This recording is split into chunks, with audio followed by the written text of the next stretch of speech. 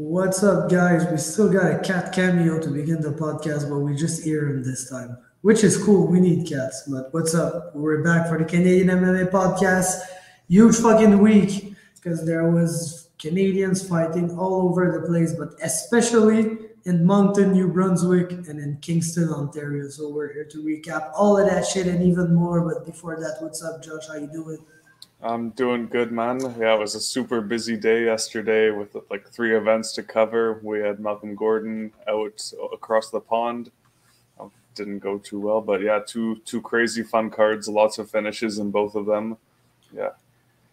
Yep. But before we get into all that, I want to speculate with you, man, because we're hearing stuff from all over, and it looks like there's going to be a card in Canada finally, and it looks like it might be coming west, which would be the best fucking news ever, because I will be in Vancouver on June 10th, like wherever the fucking card takes place, that's where I'm gonna be on June 10th. So if it occurs to be there, would be pretty cool for us, man.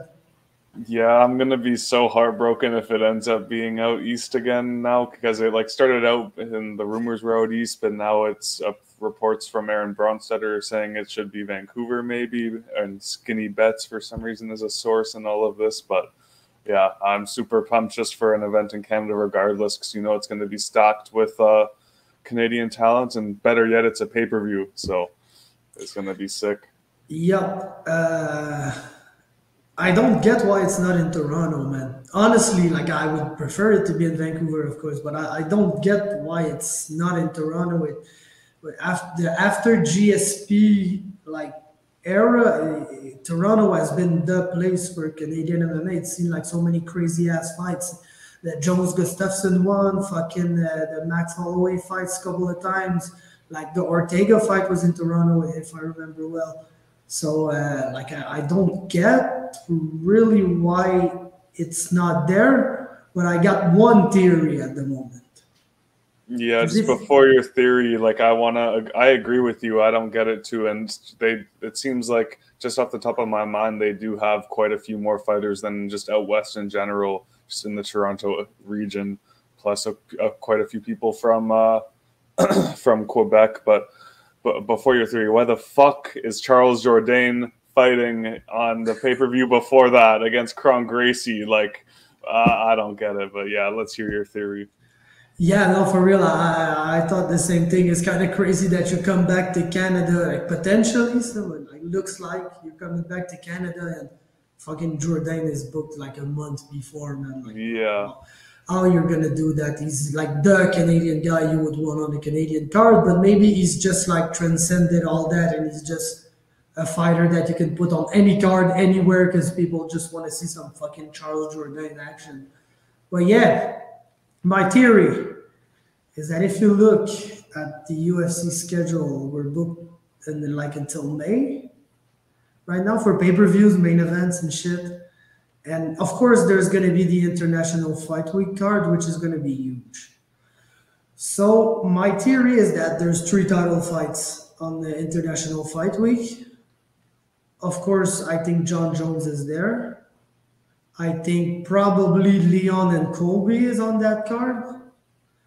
And the third title fight, like you'd have basically 2 choices, which would be Aldana Nunes or Volkanovski against Yair. Because I think they're keeping Moreno and they're keeping Alexa for Mexico, that's for sure. So my theory would be that you're not headlining anything with Nunes, and Nunes is a big name when you get her as a third title fight. So that would make the available main event for the Canadian card to be Volkanovski against Yair. And the West Coast is just way easier to fly an Australian to there. And bro, there's hella Mexicans in Vancouver. Like every time I go to Vancouver, I'm surprised of how many Mexicans there are in Vancouver. Like that there's like Asians, of course, that's well known.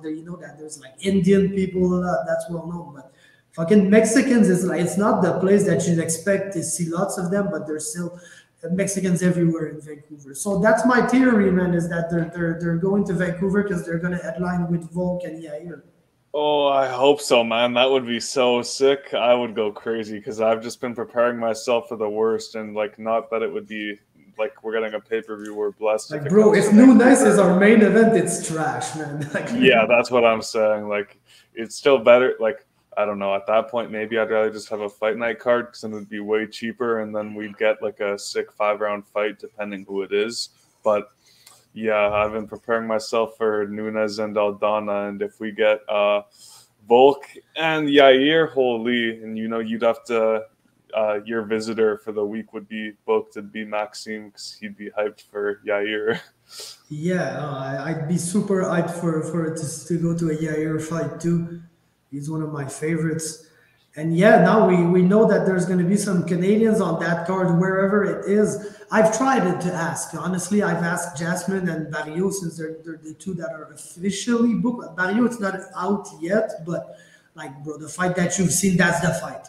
Like, as soon as he posted, like, oh yeah, I'm happy about the next matchup, everybody was like, oh, he's happy because it's going to be in Canada. But knowing Barrio, I knew right now that it was because he got booked against Eric Anders, because like, he's been, like I said last week or the week before, the one with Tommy, he's been dreaming for that fight. It was the guy that he was calling out when he was in TKO, very close to his UFC.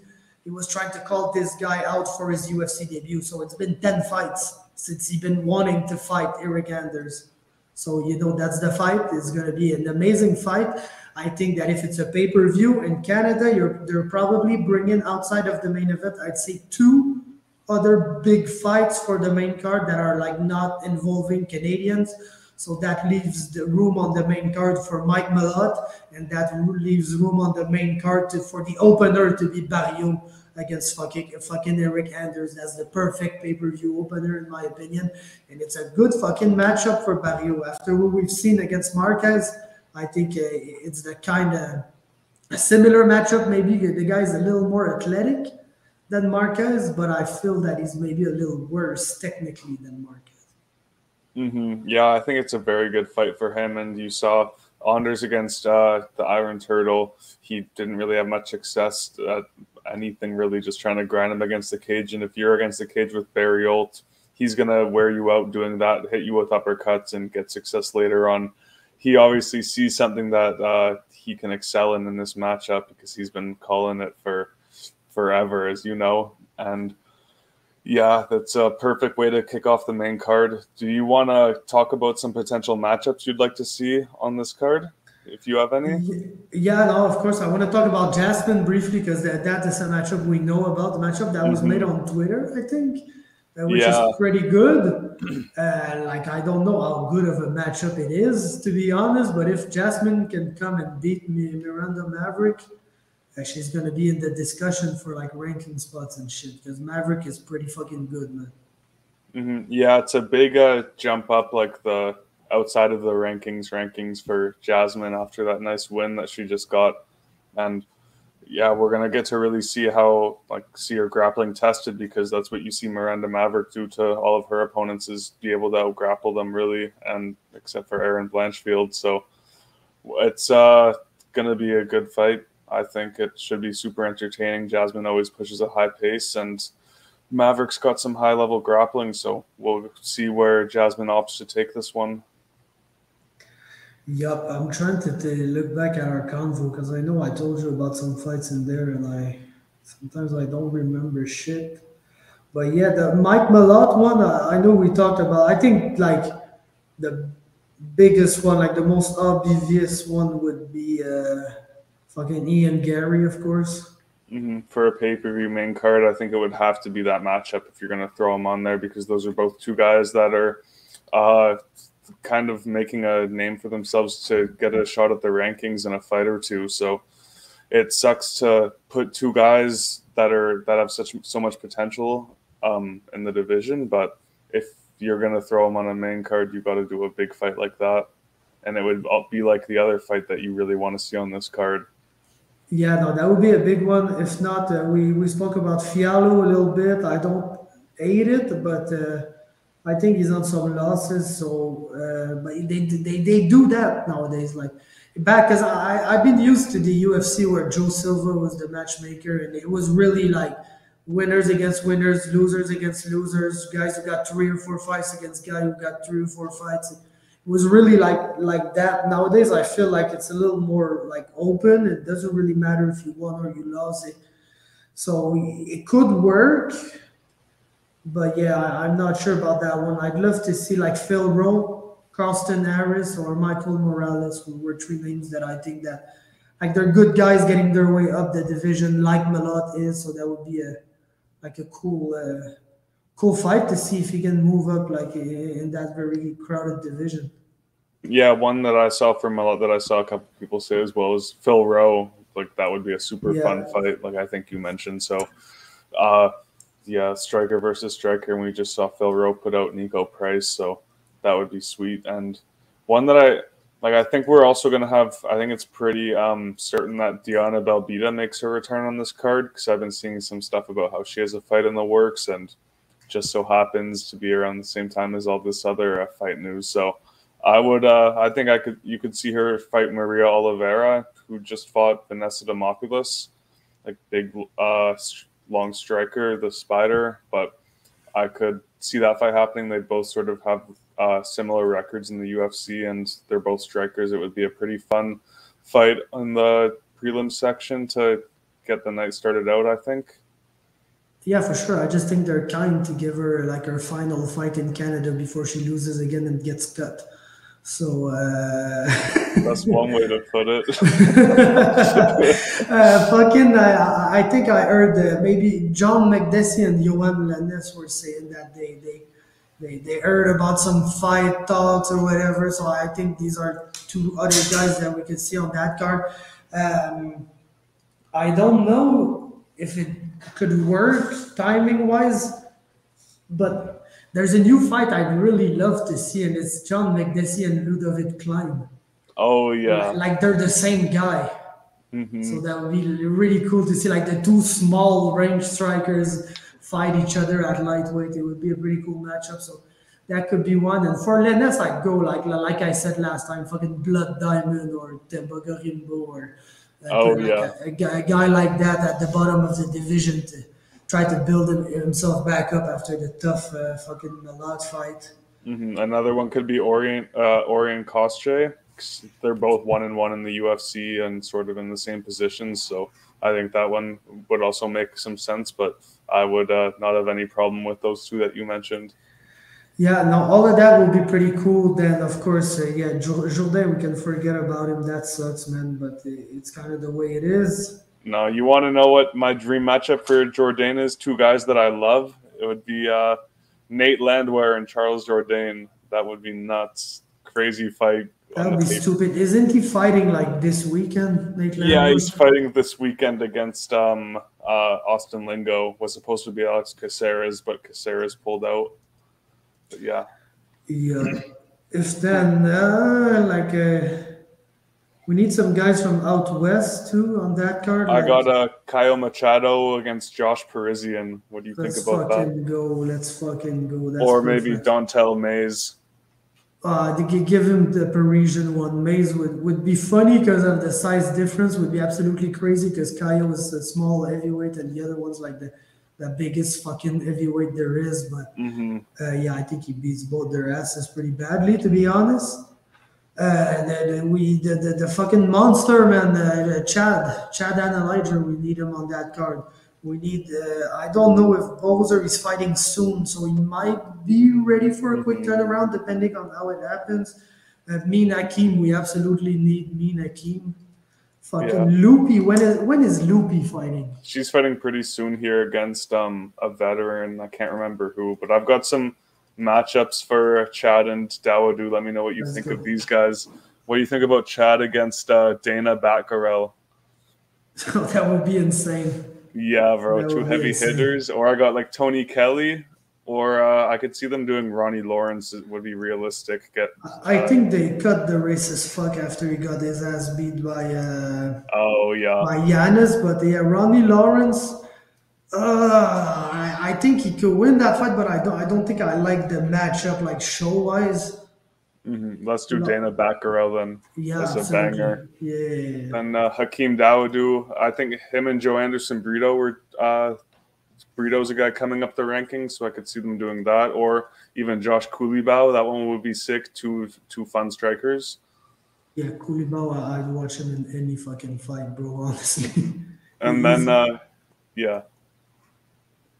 I got Kyle Nelson and Sean Woodson as well, to throw one more at you quickly. That one was supposed to happen a couple of years ago and it got canceled. I think that would be a fun one. Or even Gavin Tucker if they want to do Canadian on Canadian violence. Yeah, for sure. Then what's Jillian Robertson? She's probably booked. Huh? Yeah, she is booked, unfortunately. Okay, so we need the Ayman Zabi fight too. That was the one other one, that we haven't mentioned. I think that isn't booked already. Yeah, the question is, let's say Loopy wins or loses, we don't really care. What you do if you're Loopy? You're looking to fight at home in Vancouver, or you're looking to fight at home in Mexico? Shit, I think, damn, that's a tough one. I don't know. Let's see how she feels. Yeah, because I don't know, what's the timing of these two events. Let's say they come to Canada here and they only go to Mexico in September or something like that. I think that could be done. But if they do Mexico in August, just after International Fight Week, that may be a short turnaround, especially that she's fighting. Then she would be fighting pretty soon in June, then pretty soon again in August. So, I don't know how all of that will work now, but yeah, that's an interesting one. I could see her doing both because, there's talk. I don't know with the whole USADA thing going down now, but there was talks about McGregor happening in August when the TUF originally got announced. So that would theoretically put Mexico back to September, and then because we got Abu Dhabi happening in October now, like usual. But who knows? Yeah, you'd think that she would have no problems jumping on this card and making a quick turnaround and then doing the Mexico one too, because that wouldn't be that's not something that she isn't used to, making a quick turnaround. Yeah, no, exactly. She's pretty much known for that. Mm-hmm. So yeah, man, all of that's really interesting. And finally, bro, you fucking give us Zfar and Romero. Even though I hate this fight, if it's the only way that they both get in, fucking do this fight, please. And yeah, I think you could that fight you could make that shit the early prelim headliner or something. That doesn't have to be opening up the card because it's going to be such high level of 155-pound banger. Oh, that would be insane, and it would put both of those guys deserve so much recognition in the MMA space, and I think it would kind of put all the UFC fans on notice because it would be such an amazing fight. Yup, and if everything goes according to plan, Zfar might be fighting on XMMA. No way. And it might be against Violent Bob Ross. So if he wins that fight, it's tough to tell him no. If that happens for real, that would be pretty crazy. He would be 12-4 after that. It would be very tough to turn down. Can we talk about that XMMA card for a second? Because, man, we got Louis on there. We got Dahan on there. That's going to be a good one. Tyler Freeman also, they're looking for a fight for him on there because there's been too much shit going down, man, with him. Opponents pulling out and everything. So he wants to try to squeeze maybe one before he fights for Samurai in May. Okay, yeah. That. When is that exactly? That's April 7th. It's soon, man. That's super soon. Bro, it's in Myrtle Beach. I know exactly where the event's taking place. Damn. That's Florida down there, right? Or no, North Carolina. South Carolina. Not South, yeah. Yeah, no, it's a pretty cool place. I love Myrtle Beach. I always used to go there when I was young. Yeah, I'm praying that fight happens with Dufour and Pena because that's such a big name opponent on a big name card. There's so many guys on that card that even Dahan, he gets a big statement win over a guy like who is it again? Tanner Saraceno. Yeah, he gets a big win over a guy like that. Then who knows? He should stay ready for that UFC card because someone falls out and he could get a call. Bro, XMMA is such a fucking hilarious promotion, man. Yeah, I was like all the matchup. It's like either like prospect who really wants to get into the UFC against UFC vet, or like two veterans fighting each other, like Josh Rittinghouse and Nashon Burrell, and like bro, that's fucking like we need like all the promotions outside of the UFC. They either try to compete with the UFC because they got a big budget, or they try to be a feeder for the UFC. So we kind of need a promotion like that who books all the veterans who still want to fight, even though they got absolutely no reason to keep on doing so. And they're there for that, man. So I appreciate that, man, for real. But it's all I always get a laugh when I look at these fucking lineups, man, and you hear some names that you used to hear, but like you haven't heard in years. I think we're ready to move on, man. I think we're ready to talk about the fights now that we discussed this potential Canadian card. That, of course, we'll keep an eye on it. Every matchup that comes out, we'll try and see where the fuck is gonna take place and everything. But we'll keep you tuned in.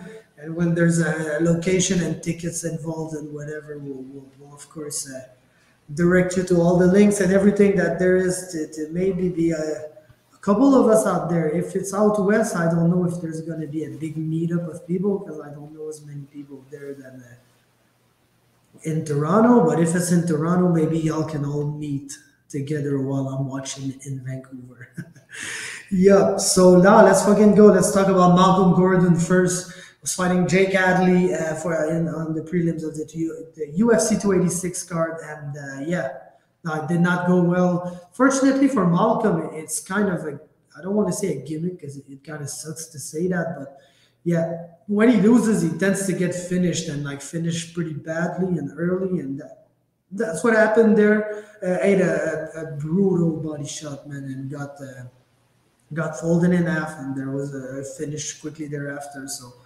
Yeah, good stuff by Jake Adley. Looking good for him who wants to fight Mokaev now that he's kind of whipped Malcolm pretty badly, and Mokaev had pretty much all the troubles in the world to defeat Malcolm. So it's looking good for him. I think it gives him a good argument to get that fight next. I don't think the UFC is going to book that fight next. But pretty bad performance for Malcolm, unfortunately, and you gotta wonder what's next for him, man. He's 2-4 now. If he signed 4 fight contracts twice, then he's got 2 fights left. But I don't know if that was the case, so I don't know what's contractually left for him. But yeah, that was not a good one, unfortunately. No. Yeah, luckily, the flyweight division isn't super deep, so they need guys down there to fight younger people, but wasn't a very good performance from him. But I heard somewhere that he was like peeing out pieces of his bladder from the weight cut. Like it was like apparently a super violent thing, or like not violent, but like super gross and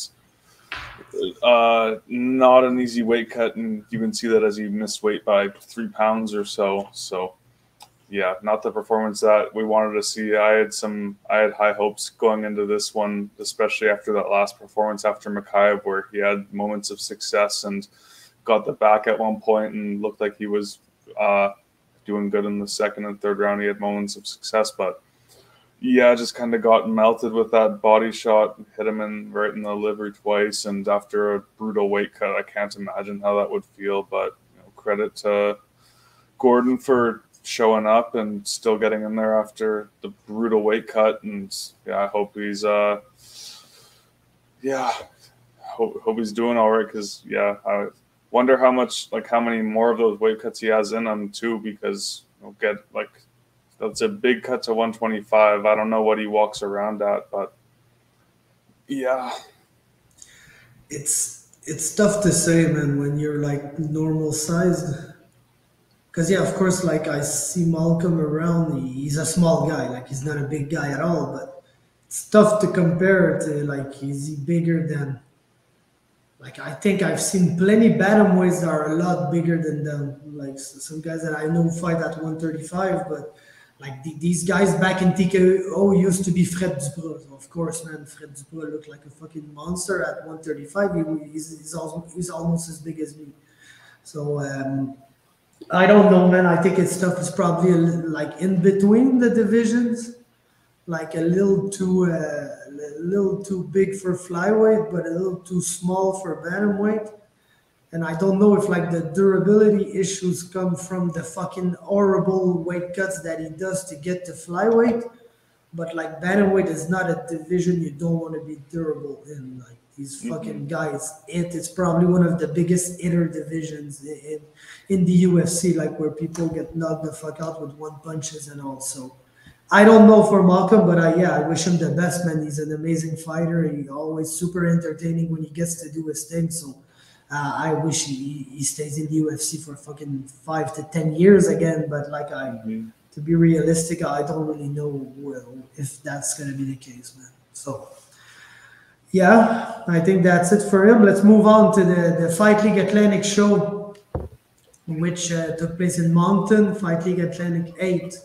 Once again, I love to give shout outs where they're due. And bro, Fight League Atlantic is just a good looking show, man. Like, let's just compare quickly to BTC. Like, I think BTC did pretty well last night, setup wise. But I don't know, in Ontario, bro, there's trouble with the lighting. I don't know why, but it's often in Ontario. You're gonna watch a show in Ontario, and it's either gonna be way too bright or way too dark. And BTC was cool because it was too bright, but like it's visually it's not the best looking because they were in a big ass arena last night, BTC. So of course they had like took like half of the two both opposite ends where it kind of does a U like in the crowd where the arena, you know how fucking arena's done, you're Canadian. But they took one of that part away for the entrances and everything. So there was a big curtain and everything. But the other part was, I don't think they sold tickets in these sections since the way that the cage was set up. The only places in the stands that were good places to see were like both sides. But as soon as they start turning the U and all the opposite end, there were nobody in there, which is okay because it would have been super far and not a good view or nothing. So I understand that they weren't selling tickets in these areas, and they looked like they had a pretty good crowd on both sides of the stands and all the tables and the floor seats and everything. But it was too fucking bright, man. So there were some angles where you were looking at guys fighting like in front of what seemed to be an empty arena, and it's just like man, I don't know. Lighting's not that tough. You want the cage to be lit up and everything else to be pretty dark. And I don't know why Ontario, they always mess it up. But that's okay. That's the show was still good and everything. But when you look at Fight League Atlantic, they got that. They got the lighting. They got the good production. Like the entrance is set up, the way that everything is set up. You know that like it's run professionally, and the shows are just. I think they're looking very good. Like if you look at all the products that we get in Canada, just visually, I think it's one of the best looking shows along with Samurai. And I think that they're even better looking than BFL and Unified. That there's some shows that look very good, and there's some other shows that look like they're fighting inside a prison. Yeah, I'm not, my eyes aren't as trained as yours to the lighting degree. I thought it was all right, BTC. Like I can't judge it too much or criticize it, but FLA definitely does a really good job production-wise, lighting-wise, the walkouts, the weigh-ins, everything looks really good from them. Yeah, and even like the commentary and everything, they got John Morgan out there, and it's like everything looks super professional, super good-looking promotion, like quality of broadcast-wise. And saying like all of this takes nothing away from BTC. They put on a really high level show as well, but just from like a super young organization. And you've seen like the steps that FLA has taken as well in the past 2, 3, 4 events to where they are now. It's super impressive, and just I'm super excited to see their future as an organization, see where they are at FLA 18. Yeah, no, it's cool that like every area in Canada's got a very good promotion now. Except for like Manitoba and Saskatchewan. But are there really people in these provinces? I've yet to find out. And to be honest, I don't know many. But yeah, as for the action, I'll be 100% honest for Fight League Atlantic. The first fight that I really started to look at, like to fucking watch carefully, was the Dylan Shepard and Jimmy Pino fight. Because before that, we were trying to do a live stream for it, because we do on the page we do live streams for every UFC main card, and that main card was earlier since it was in England and everything, and we were trying to concentrate on the UFC fights, even though there was nothing really cool to concentrate at. So yeah, I saw the Bryce Tracy fight, the first one, the standing guillotine finish. I saw that one. I missed the Zach Raymond one. I missed the Josh Anderson one. Then I saw the Aiden Labeled and Olivier Brisson fight. And then, but parts of it, and then I really was able to concentrate for the four final fights of the evening. So I don't know about you. I think there were some fights that you didn't get to see too well too. Yeah, I was running like 3 streams on my laptop, and one of them was like one that was harder on my computer per se. It wasn't UFC Fight Pass, so my FLA stream was bugging out a bunch, and I had like a TV on over here and my monitor over here. So I ended up watching. I caught a bit of Tracy Chapman. I saw a bit of Raymond Costa, and I missed the next 3, unfortunately, just due to stream issues and Fiziev and Gaethje happening with a bunch of parlays on Fiziev. So I was losing my mind just over there and not worried about anything else. Yeah, no, I get it for sure, but I think collectively we'll be pretty good. It's only the Josh Anderson Chris Boyd fight that both of us didn't see. So yeah, first fight of the evening: Bryce Tracy, David Chapman. A cool little fight, but Tracy was able to secure a standing guillotine against the cage for a very cool first round stoppage for him. So man, I don't think there's much to say about that except very good performance. Got a finish, a night where there were more decisions than usual at Fight League Atlantic. Usually we get to see people get super fucked up left and right, like some stoppages that are even like bad for the amateur scene at points. But that was one of the stoppages last night. That was pretty cool, man. So good job for Bryce Tracy. He's moving on. And as for David Chapman, bro, it's an amateur fight. So don't be too worried about that. But yeah, did you have something on that fight? Yeah, was it Chapman right away that stumbled Tracy? Like they got off like going crazy right away. I think it was Chapman stumbled Tracy, then Tracy kind of got him back. I was like first fight of the night, like, oh yeah, we're watching FLA. This is getting crazy.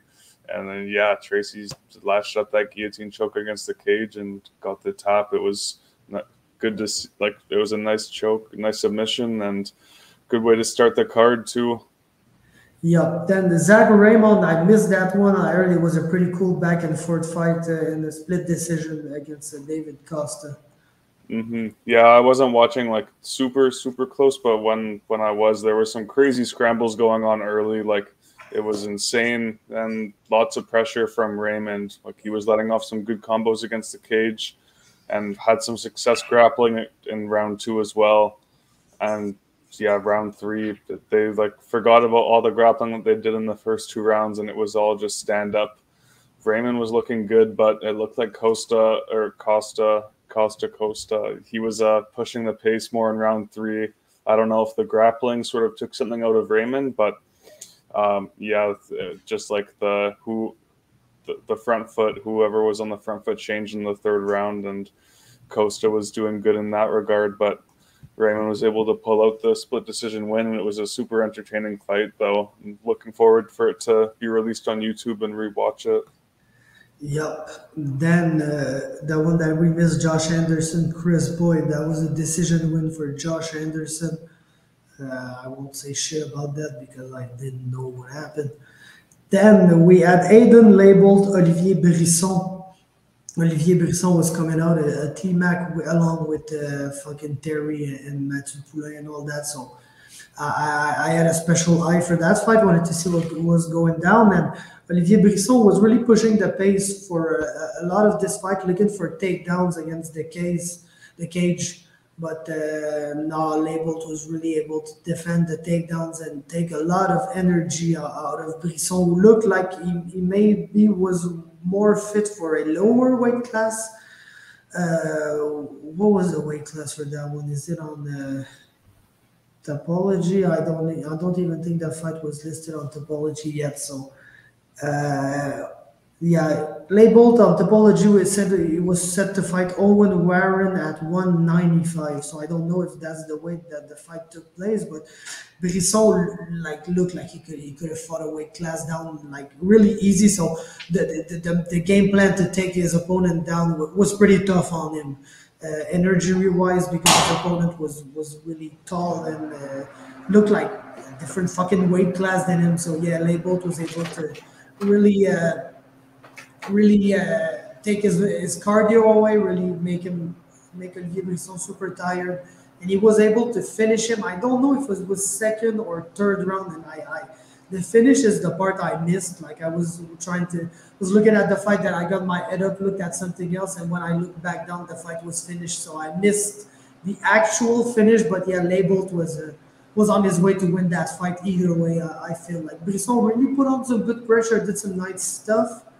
But yeah, no, he really looked like he wasn't in the right weight class, and it was just tough to take down a bigger and stronger man. So yeah, that was what happened.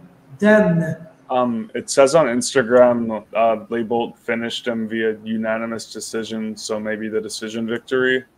I don't know. Finishes Brisson. Yeah, it's written that. It could have been a decision too. I don't really recall. I don't know, but I do recall actually just looking at Anderson and Boyd. I just saw the picture of Anderson. I remember seeing a little bit of it. Anderson, it looked like he had like a huge size advantage in it. It was pretty alarming, like seeing it. But I think he had most of the success on the feet, staying long. He backed up Boyd against the cage, and at some points Boyd got him down once or twice, maybe a bit more. I didn't see it the closest, but yeah, I think Anderson was able to just outstrike him and win the decision with the striking, but very big size advantage for him in that one. He used it to his advantage on the feet.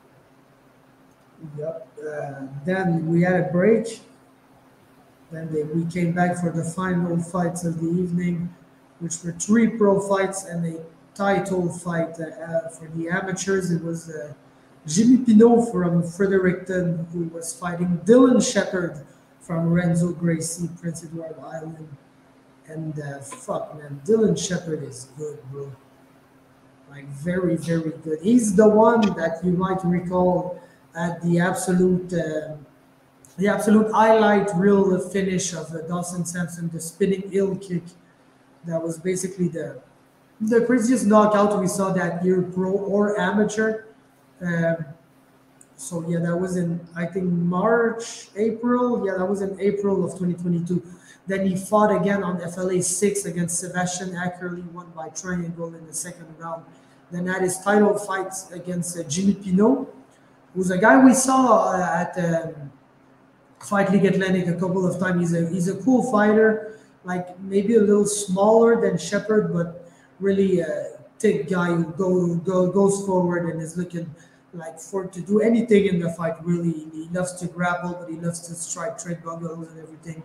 And fucking Dylan Shepard had the reach on him and really battered him for like a full round before he was able to get the finish. With, they say on the Instagram, with 1 second left in the round, and I believe that for sure, because yeah, he really battered him. And Jimmy Pinot is just so fucking tough, man. He didn't want to go down, but yeah, he eventually did, and Dylan Shepard is able to, in his 3rd amateur fight, to get a fucking belt and to add his name like on the list of guys at Fight League Atlantic that are like the Drake Farrells and Luke de Saint Croix, and now you got that Dylan Shepard like amongst this class of fighter that we see operate on the amateur level in Eastern Canada. And like you just know that these 3 guys are going to be pretty good pro fighters once they make the jumps. That was cool, man. That was a really cool first round finish for Dylan. And man, I really, really look forward to see what's next with him. It's probably the most exciting prospect on the whole card, to be honest. There were some good guys after that. It's tough to not to say that Justin Conde is the most exciting prospect after what we've seen last night. But No, man, Dylan Shepard is really, really looking good for a guy that has only the experience that he has, and I really look forward to a bright future for this guy, man. Yeah, he's got lots of hype behind him, and that performance just proved it. I can't wait to see more of him in amateur belt in just his third amateur fight. So, yeah, impressive stuff from him. Then we had the first pro fight of the evening, Jesse Arts and Isaiah Medituk. And it was the same fight as Jesse Arts' first pro fight, but it was on the feet, not on the ground. But fuck, I feel for this guy, man.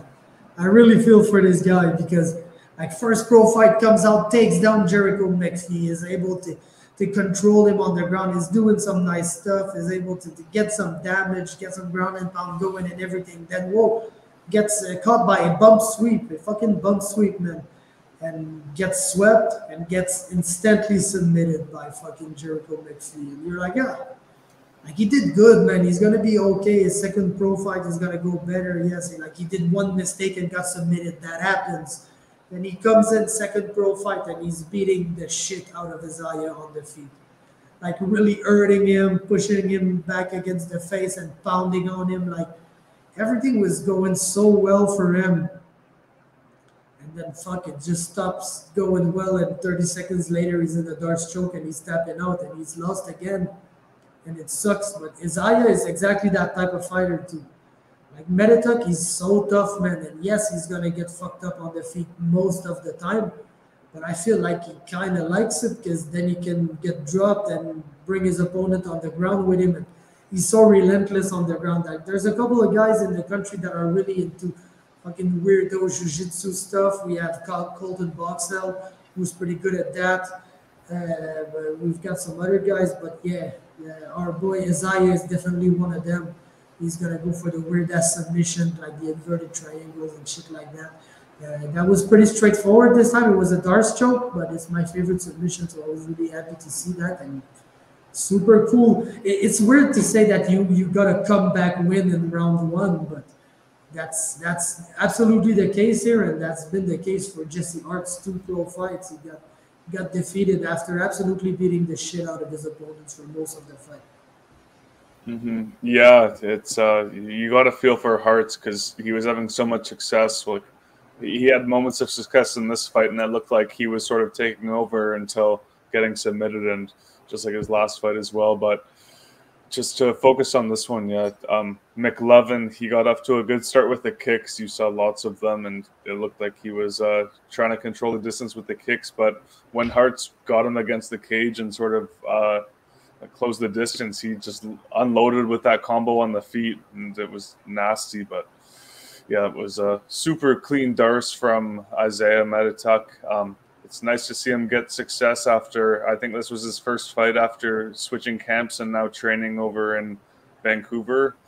So good to see him get success after switching it up. He's 2-2 now, so looks to like take a change. What's that phrase I'm looking for? I don't know. Like make a break in his career.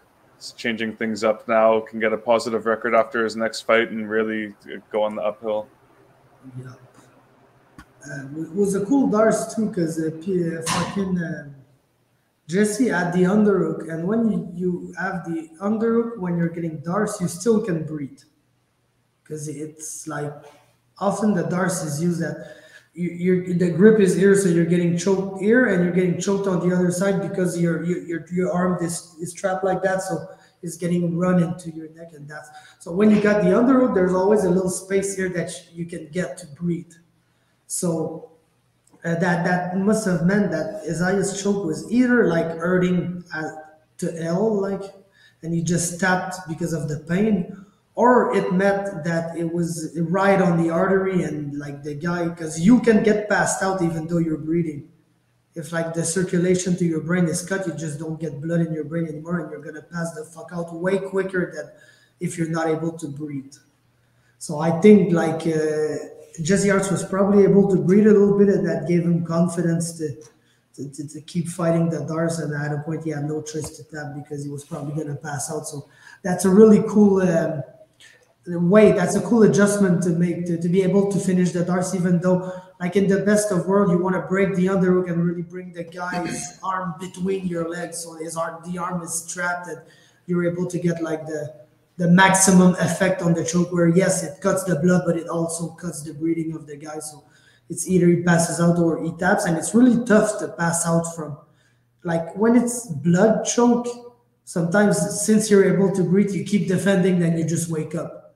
But when it's a breathing choke, it's very tough not to tap because you can't breathe, and it's fucking like your brain it's trying to convince you that you need to tap for the guy to let go of you, because I don't know, it's just not comfortable when you're not breathing. Like even though you're used to it, you kind of never get used to it. So it's weird. Good shit, good submission by Isaiah. I like the guy a lot, man. To be honest, he's a very good fighter. Me too. Let's fucking go. Then one of my guys, man, fucking good time, Larry Lemaire. And he's the only one that's gonna get that one. But yeah, fucking Terry was back, man. The mayor of Timmins, Terry Lemaire. Fucking won. I'm happy for him. He did good. I don't think it was a split decision. I think he clearly won 2 out of the 3 rounds. Yes, there was bro, I fucking hope that the other round that Morgan won on the judge that gave him the fight, I fucking hope it's not the round that he got his back taken. Mm-hmm. Like the round that Terry had him in like a guillotine, then fucking took his back, beat the shit out of him, almost choked him, then lost the position and got under and got like ground and pounded, and he ate some elbows and stuff, but for maybe 30 seconds, then he was able to get back up and fucking take his back again. I fucking hope that nobody gave that round to Morgan, man. I fucking hope. Yeah, because it was just like really the ground and pound where he had his success in that round, right? And that was it. Yeah, that was the only moment. The rest of the round was spent defending, having Terry on your back. Yeah, I got. Bad, man. He's a fucking good grappler, Terry Lemaire. Mm-hmm. I got super scared when they said it was a split. Like I was like, oh no, but thankfully the red guy got the decision win. Credit to Ryan's for staying safe, and when he had Lemaire had him in some bad positions for quite a long time, but Ryan's knew what to do. He was obviously very frustrated, as you could see by the 3rd round, and to finish the fight with that big slam with Lemaire on his back. But yeah, great performance from Good Time. He obviously wanted the finish, didn't get it, but still did enough to get the decision in everyone's eyes except that one judge, I'd say. Yeah, and the thing with Terry is that he was on a roll, man. I think he started his career 0-2 and then built himself all the way back up, had some white eye fights and everything, then won his fights, then went on a full-on roll, and he was 5-2 and he was feeling himself, and then during the pandemic goes to America to fight a guy with a lot of experience, but a guy that everybody pretty much thought that he would beat. And he did good in that fight, but he got cut and got knocked out badly, and then didn't fight for a whole long ass time. So for Terry, he just got back in there and he got the win. And sometimes you just gotta go in there and get the win, even though it's not maybe the most entertaining fight overall or whatever. Sometimes when you've been fighting through all that adversity and everything, and like there's also a lot of things like in his personal life that changed since that last fight. So yeah, I think Terry just wanted to get his feet wet again, and that was a good way to do it against like you said, a very experienced opponent. It's not a guy that once you get his back, you've won. Now you still got to work to choke him out, and he's tough to finish. He's tough to submit. Even T-Shea Gautreau couldn't finish that guy. So it's no knock on Terry. And yes, of course, sometimes when you get to beat Morgan Rines, it doesn't get like the most entertaining fight because he's so tough that you gotta be very strategic, and you're not gonna be able to finish him probably. So you won't have the highlight at the end of the fight that you wish you had, but very good performance. And I've heard Morgan saying that he's going down to flyweight now. He's done with bantamweight. He's always felt like he was too small for that division, and that last night proved it once again, and that he feels like he's got a better chance at flyweight. So Morgan Rines might be going down to flyweight. that's interesting because we need those, man. We've got plenty of new flyweights, so we need older flyweights to fight the newer flyweights. Yeah, he's a very exciting exciting addition into that flyweight division here in Canada, because we've, like you said, we've got quite a few new flyweights coming into the mix, and it's great to add a new guy there, a veteran, and we can see how he makes that cut, and if he can do it safely and put that weight back on healthily, he could be a real contender there. Like, you could see maybe it might be a bit too early for Tommy to fight him, but let Tommy get to another one or two fights under his record, and you could see that being a big co-main or feature fight on Samurai's card. Yeah, no, for sure. There's plenty of good fights for him. Like some newer guys, but there are also some, like, I'm trying to search a term because I got some middle of the pack guys, but I don't want to say that like they're middle of, like they're mid. They don't only have one fight, but they don't have 10 fights either. Like Gino Galipardaz is 3-1.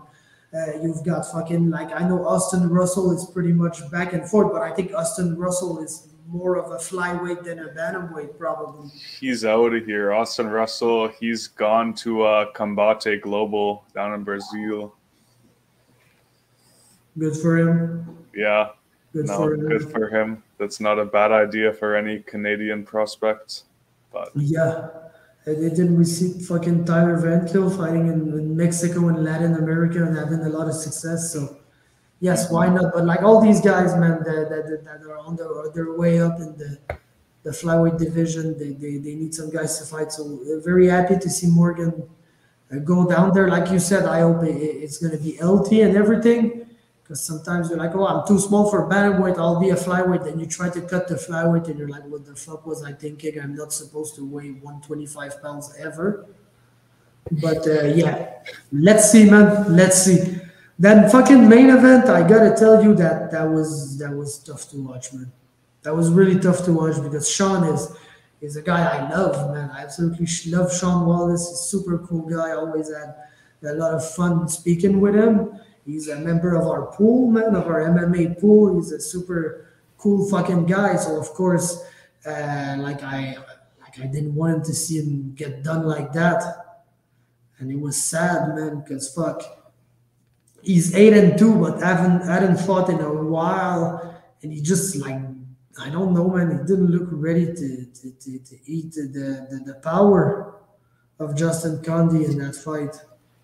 And yeah, it was tough. Like as soon as he got hit, you could see that he didn't like it at all. Got hit once, did not like it. Got hit twice, didn't like it much more. And third time he got hit, that was it basically. And fuck, huge knockout, man. Justin Conde just put his name on the map in a huge way in that fight. But sucks to see a guy you like get done like that. But I don't want to be here to shit on the moment of Justin Conde, who really deserves it. Trains out a good camp, big country MMA. Is a very good fighter, and fuck, he's there now. He's only 4-0, but if you're not booking him against the ranked, let's say the top 15 lightweights or super lightweights in the country, that's where you gotta start thinking about booking him against Ramil Kamilov or against Alex O'Neill or against Jet Grant or someone like that. Mm-hmm. Yeah, no, it was definitely you wanted to see a bit, like, the fight go a bit longer, see what improvements Sean Wallace had made after 4 years off. But Justin Conde, was it 4 years? I think it was about that. Yeah, because he fought Asenza, then he fought D. Logan for Elite One, I believe. Then. And yeah, he hadn't fought in like forever, basically. Yeah, so that's exactly what Conde wanted to do, and with someone that has been out for that long, was just to not let him get comfortable in there, not let him find his distance, just put it on him right away, and that's what Conde did. It was sort of like a coming out party for him here, like a huge spotlight in the main event of a stacked FLA card, and improves his record to 4-0 against someone that was 8-1 or 8-2. So yeah, before that, his first three opponents' combined records was 5-5. So now to get a win over someone with this much experience, albeit he was away for a couple of years, but still, it's a huge win for Conde. And from someone with a 1-4 record as an amateur, like some of those losses were to guys that are really talented and really good as Bobby Poulter and Kyron Cameron, but an amateur record doesn't mean much. But like just looking at him when he made his debut, who would have imagined this? It's great to see him realize all of the success as a pro, and now, as you said, should be fighting one of the ranked guys in Canada next. Yeah, no, let's say like Xavier Nash loses, he could fight Justin Conley. Mm-hmm. Yeah, for sure. So Justin just really put his name on the map with that one. He even fought Cole Crossweight as an amateur and has never made his pro debut, which sucks because he was a very good amateur fighter for Crew Jeff, I believe. That was booked for a TKO card, and I think he was booked. Is it PFC? Yes, he was booked against Saeed Mirzai for PFC in 2020. Oh, damn. So, yeah, it would be cool to see Cole Crossweight maybe fight pro, but yeah. No, Justin Conde, but like the big country guys, now that they got Justin Bruckman in their corner too, because James Clark kind of brought him along the ride and everything. They like big country, they've always been a super good camp. They've been coming to Quebec a lot to fight amateurs, so we knew plenty of the big country guys. And Justin Conde was one of them for sure. And now he's pro, he's 4-0, and he's looking to do some damage, man. To do some damage. He's a very powerful guy, and amazing feat for him in the main event. I hope that he's happy, and I hope that Sean is doing well, despite the fact that he got knocked out pretty badly here very early in the first round, man. But yeah, it was super early, like right away. Conde crocked him with the left hand twice. I think it was left hooks, but it was definitely with the left hand twice, and then just hit him with that right hand, like a huge right straight, maybe a bit like overhand too, but it was nasty. Put him face down, and yeah, hope Sean Wallace is doing good, man. He seems like a super nice guy. Yeah, and he's that Canadian topology guy too. He's the guy who like enters all the results and shit. Oh, really? You know it's gonna be bad to enter the results of this card for him. Fuck. We might not see the results uploaded for a week or two. He's like, nah, fuck that card. I'm not putting it in. It never happened. But yeah. So no, generally, man, Fight League Atlantic first promotion with 2 events this year, and the 2 events were absolutely crazy. I think I might have preferred because I tried to grade like all the events, like give notes to every fight and everything. I think I preferred the Fight League Atlantic 7 to that one, but probably because of the crazy ass main event with the super weird fucking like point deductions and everything, and the Cam Nelson fight, which was pretty good, and the amateur fights, the Drake Farrell. I remember he had an amazing performance, but two really good events to start the year for Fight League Atlantic. We're on the fucking roll, man, like we said. So major props to Derek and John and everybody in the Fight League Atlantic team, which are absolutely doing work right now. So let's move on to fucking BTC 19 taking place in Kingston. That was set for 11 fights. There were some cancellations, so they were down to 8 fights when the night begun. And it started slow, man. I'm not gonna lie, it started really slow, but once it got going, it just never stopped. And yeah, cool event, really cool event. Despite the small lighting stuff that I said at the beginning, that's minor. The thing that's important is to have the action in the cage. And I really like how BTC came back. You know, they lost their matchmaker, and like their main guy, Rob Vevers, was pretty much like the face of BTC. Yes, there was Sherry, who was the promoter, but she was a little more behind the scene, and Rob was really the guy, like booking the fights and announcing the fights and everything. Now it's Woodrow James who does that, who is another friend of the show and was in the pool last year. And like I think he got scared to get back into it this year because gambling was banned in Ontario for a little while. But now that it's back on, I know that he regrets it. But yeah, major shout out to Woodrow, amazing fucking guy. which fits really well with the BTC people, like Sherry and everybody in that team are just great.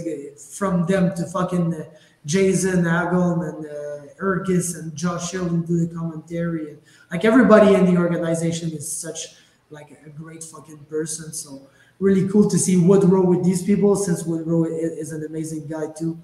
But yeah, good event, and I like how they came back from like losing Rob and all that, and just putting on putting on the best events in Ontario.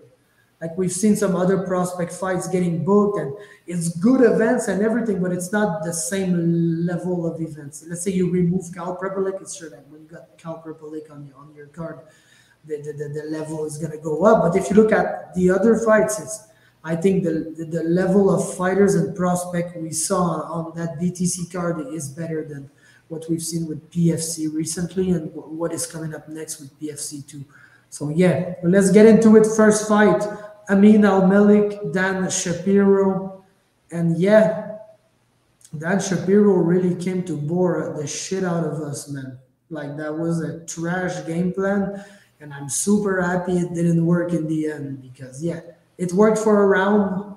Second round stopped working. Like Amin found out that he could knee the fuck out of him in the clinch and throw elbows and everything. So like the two first rounds were really slow, were kind of similar, but the difference is that Amin was striking in round two, which he wasn't really doing in round one. He was mostly defending. And then when he found out that striking was probably his best defense, because it was preventing Dan from doing the stuff that he wanted to do, that's where he really was able to take over that fight. And then third round, Dan just decided that they were striking finally. And he had a lot of success, man, to be honest. Listen, if you tell me that Dan Shapiro won this fight, I'm not going to be arguing with you at all. I think Amin was able to come back in the final stages of round three and did just enough good work to edge the round, in my opinion. So I agree with the Amin decision here. But yeah, that was a pretty good fight, man. Yeah, like Shapiro, he kind of sold us wolf tickets the first 10 seconds because he came out throwing crazy wide punches, but it was just to get into the clinch against the cage and just pressure him. But got the takedown early, but that's about like one of the few ones he got, because after that, Amin showed really, really good takedown defense throughout the rest of the fight. And as you said, landed good knees. I think that was one of the big turning points of the fight were those knees, because I think they sort of steered Dan Shapiro away from shooting the takedowns, because he knew that if he engaged there, he'd be eating some knees. And the timing from Al-Malik was just super clean, and like he got his timing down early in the second, and with the knees was hitting them over and over again. By far the most significant strike of the fight. Like, had to have landed at least 10 clean ones in the second alone. And I thought that was just the biggest difference throughout the whole fight, where those knees, it was a fun third round as well, compared, like, especially after the first two, they started striking a bit more, as you said. And I thought the first 3.5 minutes, Amin had the advantage in the striking exchanges. He was getting the better of it, and Shapiro just sort of in that last minute he kind of went crazy and was try to get a takedown, was just throwing lots of strikes, but Amin was able to defend the takedown, have solid striking defense, and in my opinion edged the last round, won the second round, and was the rightful decision winner, although you could make an argument to Dan Shapiro. Yeah, I think if Dan would have not went for the takedown and just continued striking, he might have won the third round. But because you saw there was, Amin sort of stumbled a little bit too from an uppercut. I'm not sure if it was a clean connection, but to the judges, they don't know that. Yeah, no, exactly. And like he went for the takedown, it got defended, and I think that's kind of when it became clear in my mind that he maybe was not winning that final round after all. But yeah, no, like I said, it was a cool little fight for a round. The two first rounds were kind of trash, but yeah, Dan was heavily pushing that game plan, and good job to Amin for not not fucking just losing with his back against the cage like that. It's like one of the worst ways you can lose because it's so frustrating. And he was able to find a way to not only win in these positions, but to convince his opponent to not go in these positions anymore. So that's what you want to see. Good job for Amin. He's 2-2 now. He started his career 0-2, and it was a. I'm gonna say it was a Kevin 0-2. Like, what the fuck? How did this guy lose his two first fights? He's really good, but now he's 2-2, and he's back with a 500 record and looking forward to improve with a winning record next time up. So really good job by Clean Amin Al-Malik. Then 155-pound Jared Dumont, Cedric Lochard. Man, that was a weird fight for me because, I always like when the Québécois wins. But it was one of the weird cases where, like, the Ontario fighter is actually my friend here. And I don't know the Québécois. Like, I know Cedric Lochard, like, I know his name and everything, but I don't even think I've met him. So it's not a guy that I know pretty well. So, yes, I'm always rooting for the Québécois, but I was also rooting for my friend Jared here. And man, Cedric Lochard is just very fucking underrated, man. It's another guy who started his career like 0-2 and then got a win, but in the US, so we haven't like really seen him win out here much. And then just comes on and defends every Jared takedown and is able to pick him apart at range and land some really cool strikes with his hands and his feet. And the more that he's landing, the tougher that it gets for Jared to grapple, and he even gets taken down at a point and everything. And I like how Jared fought. Like, he was not winning that fight at all, but he kept on fighting. And he kept on fighting, even that he all... Like, you could say he won round 3. I don't know if that's the case, really. But you could say that Jared may have won the 3rd round of that fight. So to keep on fighting, even if you're kind of getting outclassed in the fight and kind of everything that you're doing is not working and even turning against you, he showed a lot of heart and determination to keep fighting here. So that's what you want to see in the prospect that's not really able to win his fight, is for him to still be there and just not get discouraged and just fucking get finished and stuff like that. So yeah, Jared showed good art, and Cedric Lochard showed good everything basically in that fight. That was a coming out performance for him, and he's been working really hard with a very good camp. Track Fit Boxing is coming along with guys like Karim Agnan and Cedric Lochard and Charles Azoulay. So they're really showing out some good talent coming out of that gym, and they got some help from TriStar, the West Island with Xavier Alaoui and Sandro and Matthew Rusniak and all these guys. So good stuff by Cedric. Very, very good performance for him, and we got to be excited for what's next, man. And he looked really fucking big too in there, man. He looked he looked massive, man.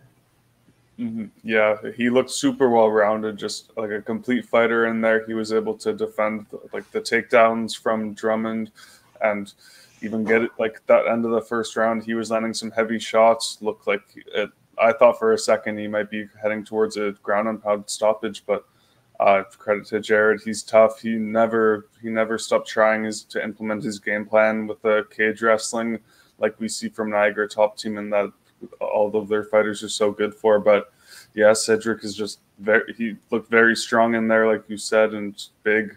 And I'm not sure how much of a factor that played or just technique, but he looked really good against the cage, defending the takedowns and getting the better of most of the striking. Round 3, he was working his jab really, really nice up until the grappling exchanges. But yeah, as you said, like, super excited to see what's next for him. He's got a lot of potential, showed good grappling defense, very clean striking. And yeah, it's 2-2 now as well. So a couple guys taking a page out of Kevin's book. Yeah, you got to, man. If Kevin is not one of your models in life, I don't know what you're doing. He can do no wrong, man. Mm-hmm. But yeah, let's move on to another fight that was pretty much defined by a huge fucking size advantage. Mathieu Lagler, man, is a crazy fuck, and he fought Mike Mead, which I think was a rematch from the amateur days. But yeah. Basically, Mathieu Lagler is a 185er. Like, the fucking guy fights at 205 and stuff, but even against Hugo Guillon, you see that fucking guy had an enormous size advantage over Langlais. So, like, when I first saw the Langlais Mead fight, I thought there was some ways for Mathieu to win because he's very tough and he keeps on going forward, and like he has a pretty good chin generally, and he hits hard and everything. But yeah, no, when the fight started, you could see that there was a heavyweight and there was a middleweight, and the heavyweight was hitting the middleweight, and the middleweight was hitting the heavyweight back. But you could see like the impact of the strikes, man, was just different, man. So Mathieu tried for the whole fucking round. It did not go well at all. And then in the corner, he had half of his face super swole up. The other half was okay. He looked very weird, and his corner was like, not sure we should keep doing that, man. And Mathieu was like, hey, come on. And they just stopped the fucking fight. And yeah, that's what you get when you're a middleweight and you're trying to fight like real fucking heavyweights, man. That's just what you get. So, I must still say good performance to Mike Mead because he still had a game opponent in front of him and he dispatched him. But yeah, the size difference in that fight was pretty much everything. Like they were basically two weight classes apart, and once they started hitting each other, it just showed. Yeah, that size difference in there was insane, and credit to the corner for making the right call and stopping the fight because Mead looked like he was just like not concerned at all with the power coming back from him, and he was able to just impose his will. And when he landed that like clean right check hook, that was just nasty. Dropped him, landed some nice ground and pound, and then to end the round, oh, that sequence was brutal. Yeah, dropping him again. And that flurry, yeah.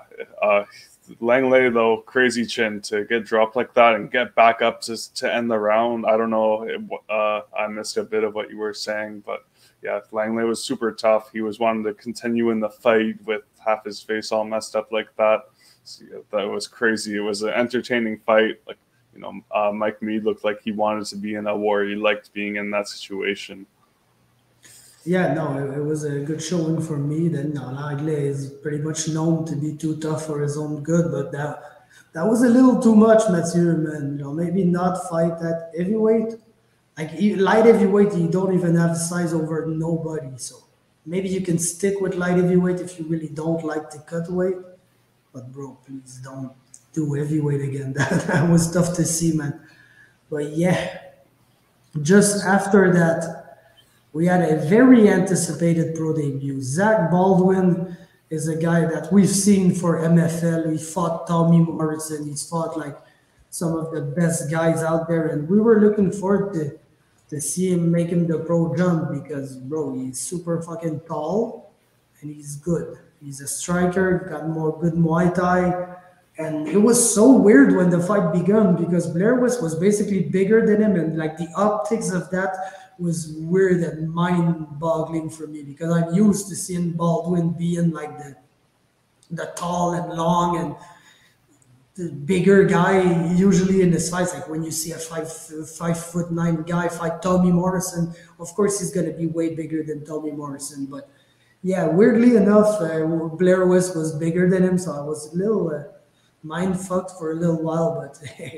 It did not change nothing for Baldwin. It just sniped the fuck out of him, and like it was almost a similar fight to a little longer, but similar to Condi and Wallace, in the sense that each time Baldwin was connecting with a strike, you could see that West was like he looked happier to get his ass beat than Sean Wallace. I don't know why Blair West looks that happy to get his ass kicked all the time, but. He must love to fight, man. But yeah, every time he was getting hit, where they're like, that's not gonna last way longer than the next time he hits him. And yeah, after 3 or 4 times, he sniped him pretty well. Just absolutely laid him out with a nice punch. And that's how you debuted as a pro at flyweight. Another one of these flyweights, man. Yeah, what a debut as a flyweight too, to knock someone out like that. Like, yeah, credit to credit to Blair West. He's looked tough in there. He wasn't backing away from anything, even when he got knocked down and everything. He was smiling. But yeah, there's some crazy power in those hands. Can't wait to see what's next from him. That was the first time I was able to watch him, and was what more can you ask for from a pro debut? Yeah, and now that we've got him, we just saw Scott Rodriguez at Samurai. With the prospect event before that, we had Anton Potoshki. So lots of new flyweights coming in, and that's just super exciting, man. Super fucking exciting. Morgan Rans too. Like when are we gonna get that tournament going on that we were gonna see for $100,000 in Canada? Yeah. Well, that's a good question, bro. I'm not gonna go. You wanted me to go on a rant there. That was bait, I know it. But yeah, fucking performance of the night after that, in my opinion. Karim Enyan, Liam Gallagher. Liam Gallagher, man, 2-0, super hyped up prospect. It's basically like a personal project of Josh Hill. So, man, the guy is good. He's been hyped up. He's showed why he's been hyped up at the pro level, was undefeated. And like fucking Karim just came. Like he's got the weirdest strategy, man. I won't lie. His way to operate a fight is like, I'm going to go absolutely insane for 10 to 15 seconds. And I'm either going to drop you with the craziest strike ever, or I'm going to shoot for a takedown, then pretty much lay on top of you for the rest of the round. And just be active enough to not get stood up, but like not much more from that. You can see that the guy's a striker who trained his grappling under Francis Carmon. That's like the Francis Carmon approach to grappling. That's why we kind of used to resent his UFC fights for a little while. But yeah, Karim just came and treated one of the best 135 prospects like he wasn't shit, basically. And you got to be impressed by that. Then, absolute crazy interview after. Like the guy, what did he say at a point? Like, voyons, comment tu dis ça, des ailes, tabarnak? It was like, he was trying to find wings, and he was like, how the fuck do you say that in English? Wings. He was, oh yeah, wings. And then it was hilarious, man. Shout out to Karim.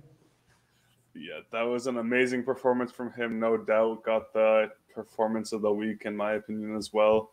And started out like throwing heavy, dropped Gallagher right away. I wasn't expecting that. Landed a big spinning back fist and acknowledged it, 2 hands up in the air. Which you'd love to see. He's a complete showman.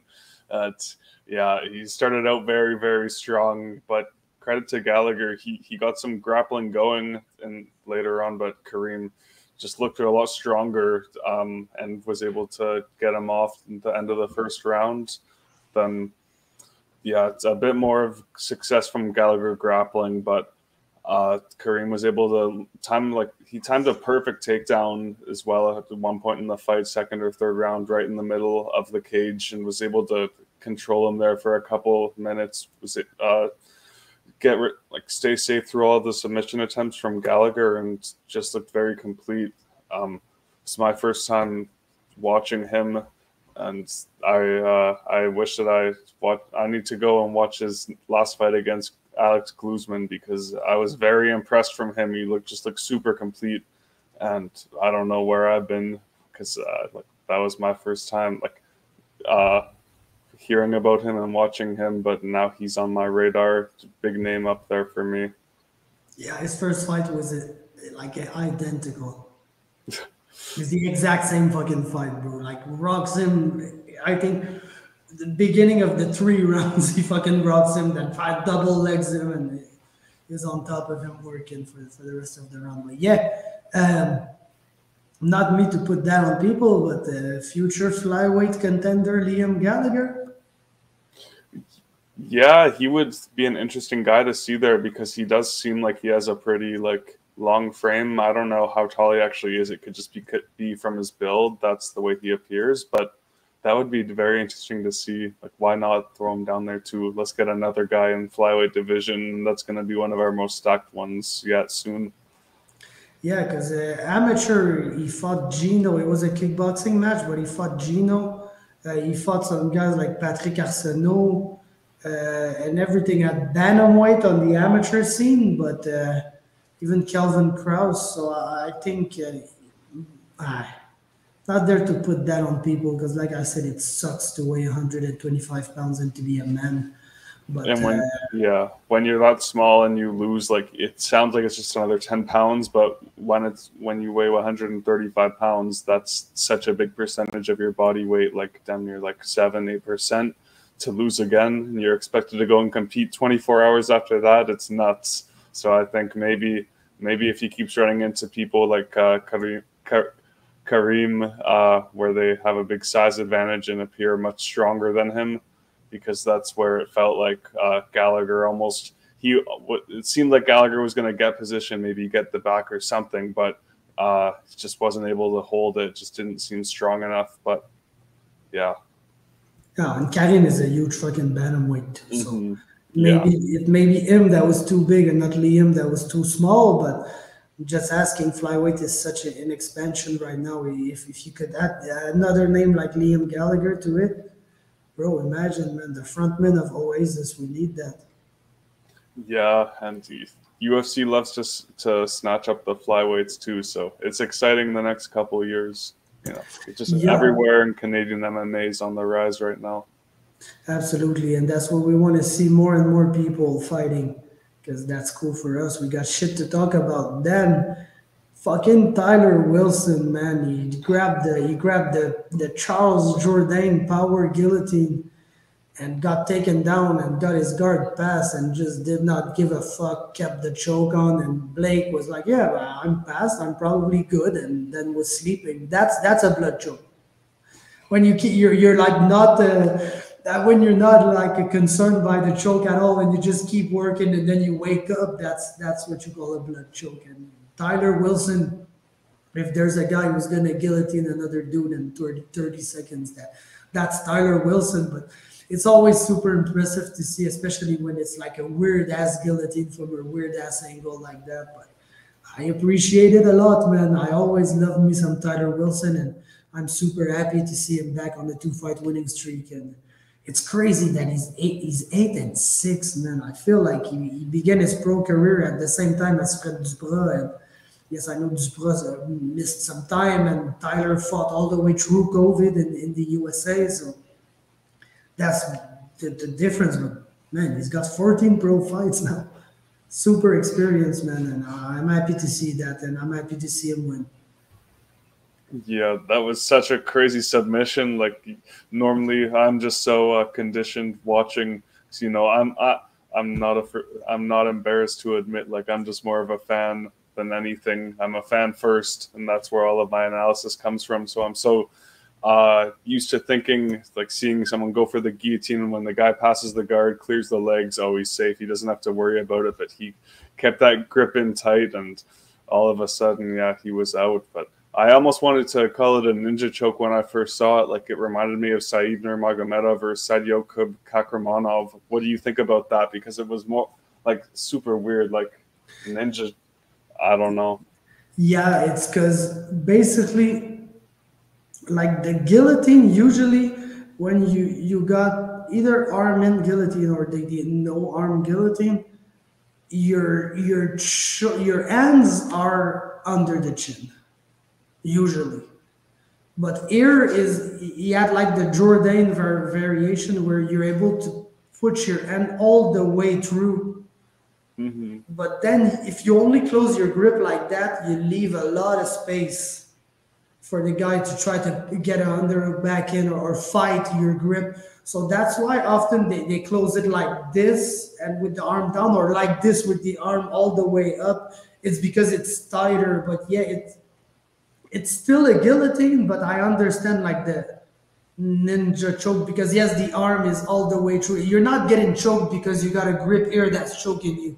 You're getting choked by the arm, and the grip is all the way through, and he's gripping more to the side of your neck, so that you get choked by his forearm or even even your elbow, like the interior of your elbow, if you can get all the way that deep.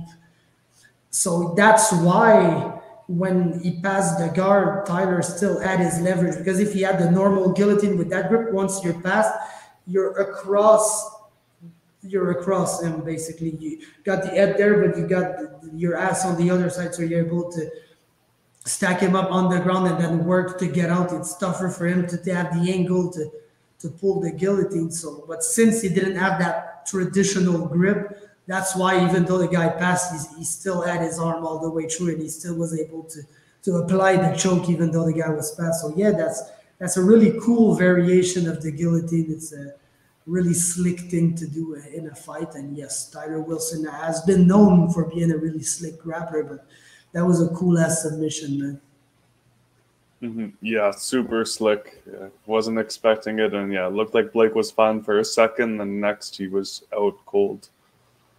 Yep, it was cool, really cool. Then co-main event, our boy, Matty Smith, bro, got absolutely wrecked by a Mexican guy. Silvestre Sanchez is gonna be pretty good, man. He's gonna be pretty fucking good because he came in and he beat the living fuck out of Matt Smith, who like did not want to get finished, man. Like it was like sometimes you see some mercy TKOs. That was almost like a mercy submission. Like Matt did not want to get TKO'd, but like the only thing he had left in him was to turn and give his back and just get choked and not defend it. But like he had been like getting his ass kicked for 2.5 rounds, and like Sanchez started super hot in that fight and never let go of the gas pedal. His striking was too much, and his striking was so much that it led into everything else being successful for him, because the striking was worrying Matt, but was also just doing a lot of damage. And when you're getting beat like that, sometimes you just don't have all your head to be able to make decisions and everything. So very clean performance for the Mexican fighter who comes out here, and like they're never expected to win, even though they come with good records and everything. They're never expected to win, and they almost never do. But that was the exception that confirms the rule, I think, because Silvestre Sanchez put on a clinic in that fight. And I don't know if he's going to be back fighting in Canada, but like, bro, watch out if you're about to fight him, because he's a really, really good fighter. Yeah, I almost hope not. But yeah, that was like a flawless performance from Sylvester. Like from the start of the round 1 to the end of the fight, it looked like he dominated, like landing clean shots right away, damaging Matt, and it looked like Matt just wasn't really the same after he ate the first couple, because he couldn't land much substantial of his own on Sylvester, and Sanchez just stayed at it. Had a bit of success in the grappling, not a ton, but it looked like a couple of times he might have had Matt almost out on his feet, but Matt was just too tough to go down, and he's stuck in the fight. And yeah, credit to him, because he had a lot of opportunities to quit. Sylvester showed him the door a few times, and he could have taken the easy way out, but no, Matt, he stuck in there for as long as he could until there was just like nothing left in him in that third round. Yeah, hopefully he can rebuild strong, and he's still 2-1 now as a pro, not a bad record, and can come back strong, hopefully. Yeah, it's weird to say, but I almost feel like we've seen the example of like Matsunagle fighting up in weight and not going well at all. I feel like even though it's one of the biggest weight differences, I feel like fucking lightweights who fight at welterweight for a fighter to usually have a lot of success. I feel like there's kind of a like the speed from the guys from 155 and down, and from the guys from 170 and up. I think it's probably the biggest difference in all of MMA when you go from weight class to weight class. Like you can get a 155er that goes down to 145, and that's quick enough for the 45ers, even though you'd expect the 45ers to be way quicker than him. And same thing for 135 to 145. But when you see a fucking lightweight being able to fight at 170, like he's able to physically be strong enough to compete with the guys, but he's almost always super fast and like tough to deal with for like the bigger 170 guys. So I don't know, man. It's weird how it works, but Sanchez is pretty good, man. And like you said, if he's back, I'm gonna be happy because he's a good fighter. If he's not back, I'm not gonna be sad though.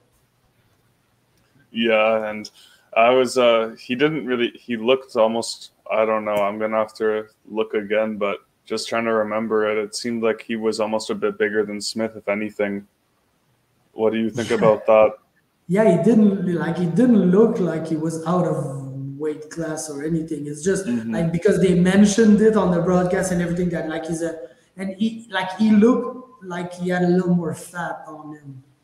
Then like he looked like he could have trimmed down a little more and then he would be probably smaller than Matt and would be a lightweight. But now, bro, with Mig's Fall being one of my good friends, I just know that fucking lightweight fighters, they come in every shape and sizes, and sometimes they're enormous and you don't know how they do it, but they just fucking do it, man. So lightweights. Yeah, those guys like Corey Hill, like 6'4", snapping their legs like toothpicks. Yeah, man. Yeah, no, I know it's a crazy division. That's why it's probably the best. Yeah. But yeah, final fight that we're gonna talk about, and I don't even know what there's to say. Fucking Siri City fought Walel Watson, a guy who, like, we're gonna say it like it is. Yes, he's a UFC vet. Yes, he fought for like pretty much every promotion that ever existed in the world. But fuck, like he's way past his prime.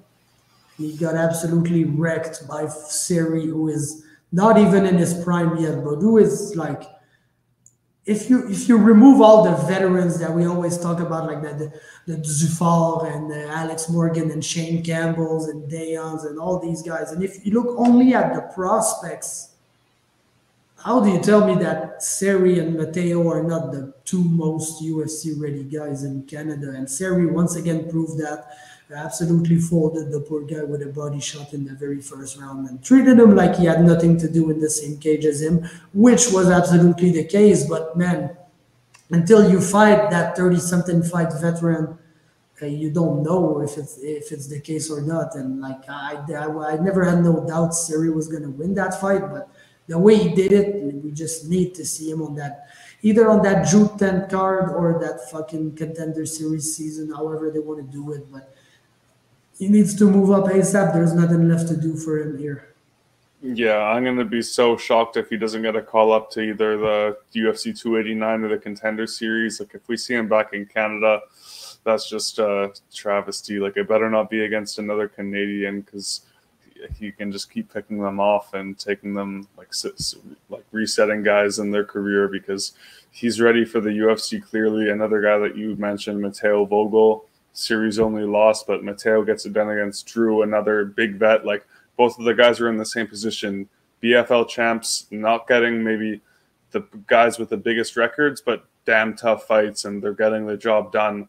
And now they each get these opportunities against guys that are experienced veterans. And if Mateo can follow in what Siri did and get a big finish, big win, they should each get on the Contender Series or pay-per-view. But keep the attention on Siri. It's a nasty, nasty body shot. I think his second body shot finish too.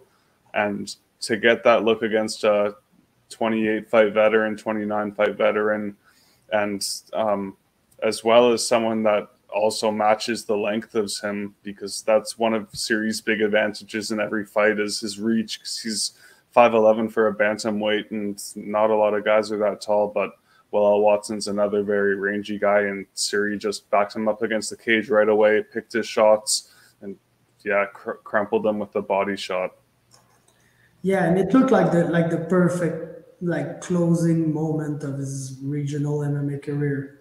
Like, he went to the West, he conquered the West, brought the belt back to Ontario, and now he was on a BTC card. Him was a guy from Aegis MMA, but also a guy who trains a lot at the Burlington Training Center, gives classes there, so he's like a big member, bro. Basically, the guy who helps us with the media passes and everything is Siri's brother, like for BTC. So he's well known. He's almost a part of that whole organization. So for him to be able to be back home in Ontario, I know it was Kingston, which is like a couple hours away from where he actually lives, but to be able to get back to the home promotion for maybe a final moment, it was the perfect send off for him. And yeah, I'd be kind of pissed if he was back. Honestly, he's one of the guys that I would not be excited to see him fight in Canada anymore.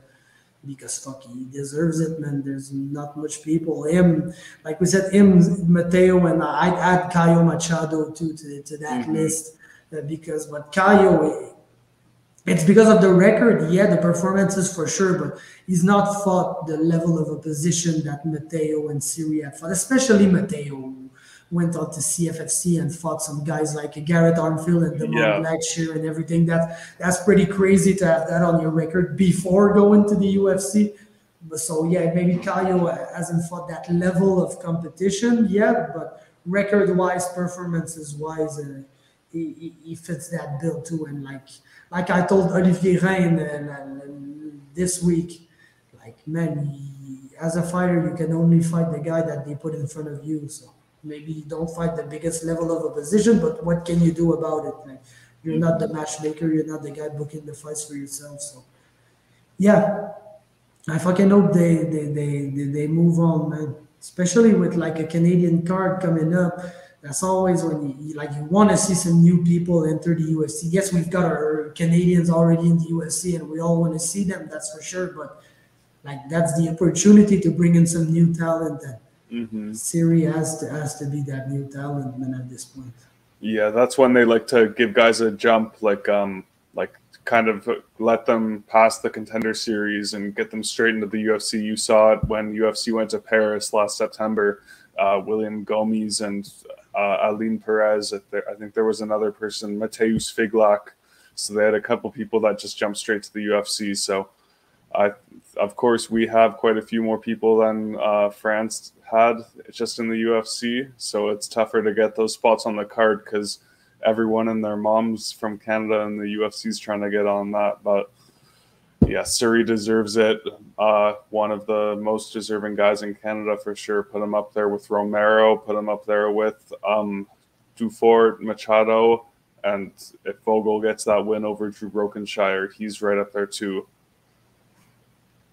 Absolutely, man.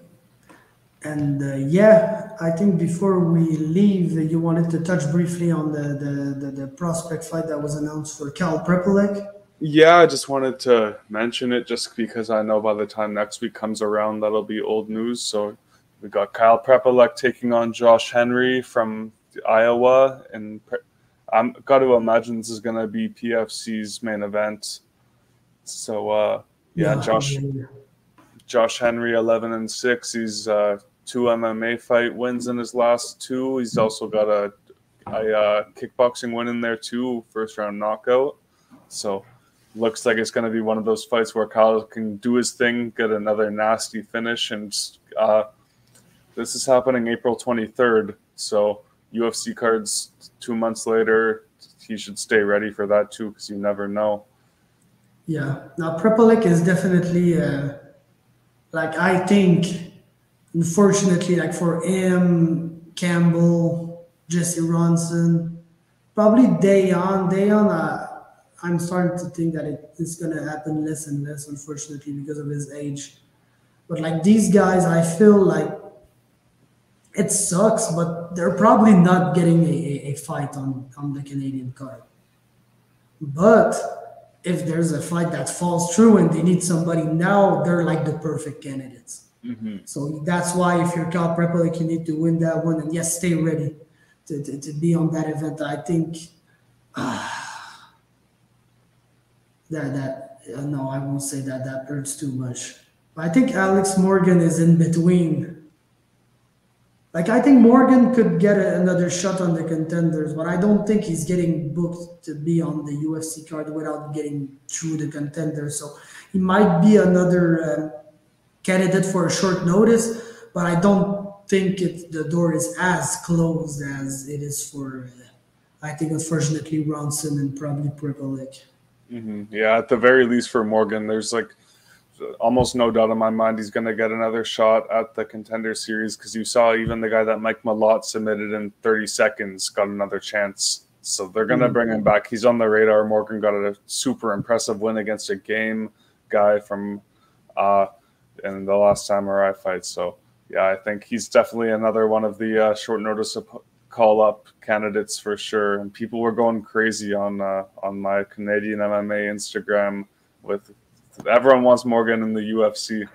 Yeah, if the UFC knew how many people he would bring in for a show, I think they'd fucking sign his asses. There'd be like a whole plane from Riv North going out there. Yeah, he sells fucking tickets, man. He fucking does. He's a draw. He's always been a draw in Quebec, and people love him, and he's done so much for the sport. So yes, we wish it to him very much. But yeah, that's it. Last thing I wanted to say, we might have a guest next week because we can. I think it's the only week that we'll kind of have a little free time to shoot the shit and talk about some other stuff. So we'll look towards that. And then the week after, it's the conclusion of the crazy month of March. I was really happy to see that I was wrong.